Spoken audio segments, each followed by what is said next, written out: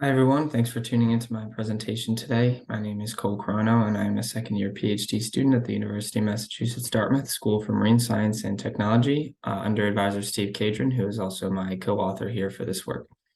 So today I'm going to be talking about fleet structured assessment models to improve selectivity estimates for Eastern Atlantic bluefin tuna.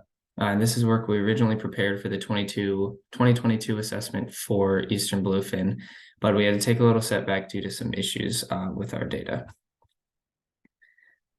So for this work, we used a structured assessment program, or ASAP, which is a statistical catch-at-age model that allows for fleet-specific and time-varying selectivity estimates.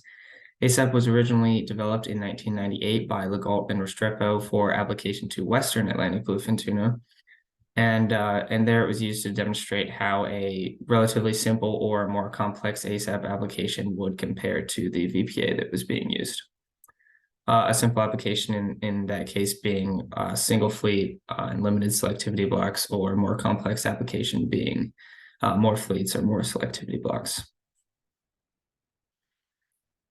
ASAP was also used in the 2017 ICAT assessment for bluefin, where the VPA was updated and revised, and an ASAP as well as a stock synthesis application were developed. ASAP's utility here was essentially to provide a model of intermediate complexity between the more simple VPA and the more complex stock synthesis application. For that 2017 assessment, VPA was the primary basis for status determination and catch advice for Eastern Atlantic bluefin. But the trends of the ASAP model supported the estimates of the 2014 and the 2017 VPAs. The SS3 application developed had some unresolved issues, and although the VPA was the primary model, there were still some concerns about the Superman trend that it suggested.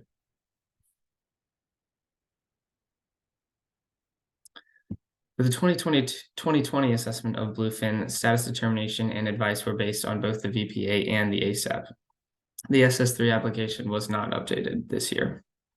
The updated VPA for Eastern bluefin was unstable, and a revised version was slightly more stable, but had a large retrospective pattern. The 2017 ASAP was updated for this assessment and fit the data well while providing similar perspectives as the other models.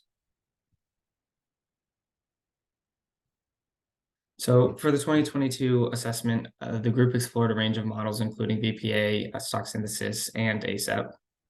The VPA had issues with its single fleet assumption, as well as a sensitivity to F in the oldest age and some lasting retrospective patterns similar to previous models. On the other hand, SS had problems with overcomplexity and suggested that the data may not have been able to support the 16 fleet and 11 index model that was developed by stock synthesis. So for ASAP, we attempted to develop a fleet-based model, but some issues were identified with the partitioning of the catch-at-age that went into the model, so we did not go any further with that. At that time, a single fleet ASAP was developed for this assessment and presented the same issues as the VPA concerning its single fleet assumption.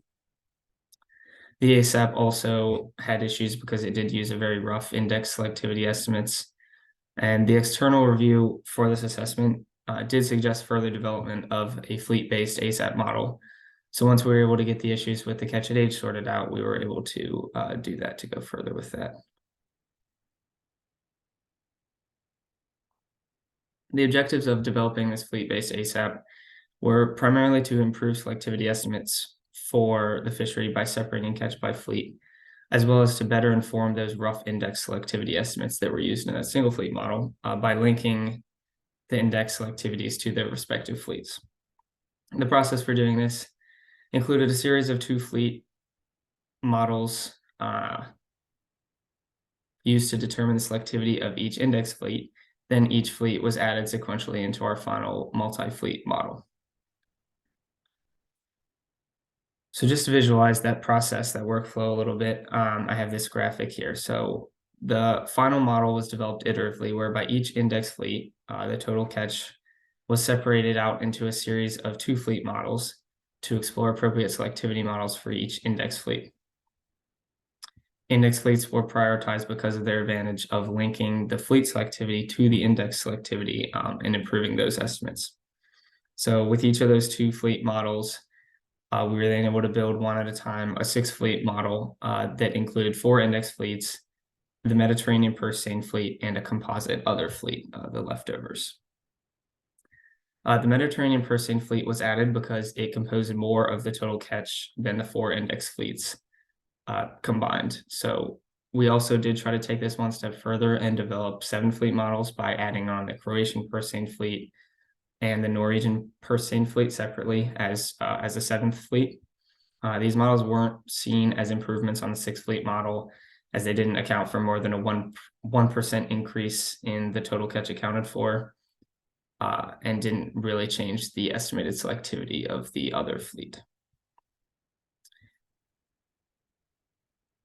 So this again here justifies why we added the Mediterranean purse seine fleet.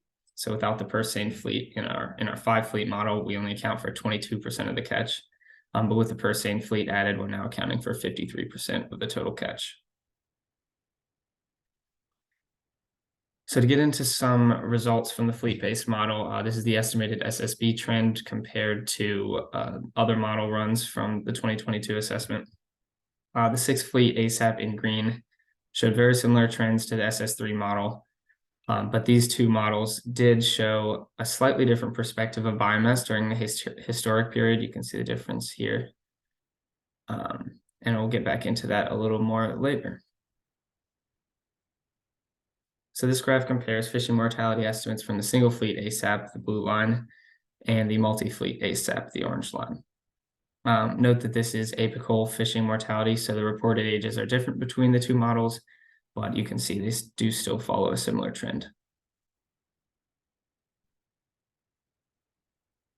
So returning to that single fleet ASAP application that was developed for the 2022 assessment, this was the estimated selectivity patterns for that model. You can see that even with 5 different selectivity periods over the time series of the model, there's still some funky patterns and some pretty evident bimodality, which is kind of one of the goals that we were hoping to get at with the 6th fleet model. So after separating out all our fleets into 6 fleets for that multi-fleet model, here are the estimated selectivities that model produced. So on the top left, we have the bait boat fleet, which catches mostly younger fish. And on the bottom right is the trap fleet, which again catches mostly older fish. The next 2 fleets, we have the 2 Japanese longline fleets, both of which catch primarily older fish. And finally here we have the other fleet, or the leftover fleet on the top left, and the Mediterranean purse seine fleet on the bottom right. And you can see that for both of these fleets, there are some funky patterns and some bimodality, but this is probably because they're still mixed gear or mixed area fleets. So here I'm showing some of the unresolved age composition residual patterns from this leftover fleet, which again is still a mixed gear fleet. We weren't able to improve on this diagnostic with any additional or alternate selectivity periods, but it's likely that these patterns are just due to different fleets coming in and out of the fishery as the age composition of the catch is kind of shifting back and forth over time. So returning to that SSB plot from earlier, we can see that the multi-fleet ASAP and the SS3 show a lower but more stable population through the 70s and 80s, while the VPA and the single fleet ASAP are showing a higher but declining population during this period.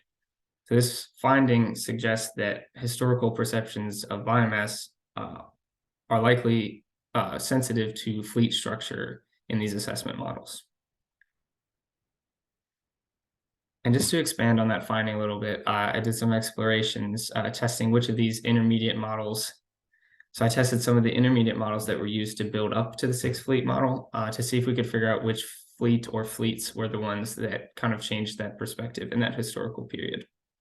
There's a lot of lines on the graph, but to summarize, the 2 blue lines and the green lines here are lines that these are models that included at least one of the Japanese longline fleets. And these models suggest a similar trend to what the multi-fleet ASAP and the synthesis model suggested. Models that didn't include either Japanese longline fleet, being these 2 orange lines and this dark purple line here, they suggested an alternate trend. So it should be noted that these models were very preliminary and were just mostly focused on achieving convergence, not really polished or final models. It was still interesting to see that pattern there. So looking into the future, as far as next steps, would like to present this revised work at the 2023 SCRS review, and are suggesting its potential utility for status determination in the management plan every 5 years. Additionally, we think it would be beneficial to improve fleet sampling, especially for those fleets which compose a high percentage of the catch, in order to better support a fleet-based assessment model.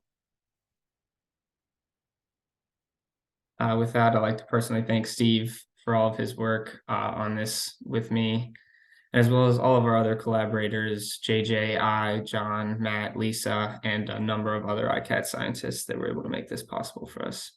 And finally, thanks to the NOAA BTRP program for funding this work.